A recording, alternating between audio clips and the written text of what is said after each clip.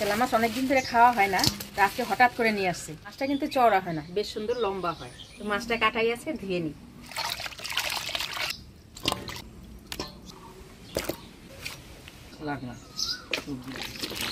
আমি মাছটা হলুদ লবণ দিয়ে মাখাই নিই। লবণ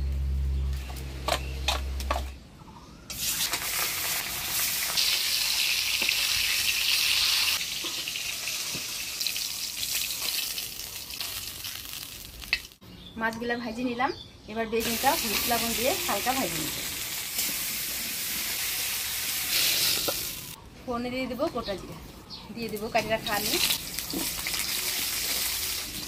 ফোড়নের তেলে ভালোভাবে আলুটা নাড়াচাড়া করে নিলাম। এবার দিয়ে দেবো বাটা মশলা, জিরা আদা লঙ্কা বাটা, হলুদ। মশলা দিয়ে আলুটা ভালোভাবে কষিয়ে নিলাম। এবার জল দিয়ে দেবো।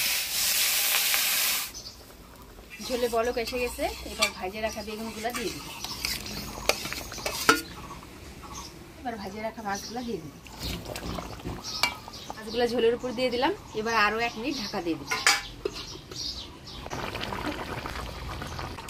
চেলা মাছের ঝোল হয়ে গেছে, এবার নামিয়ে নিব।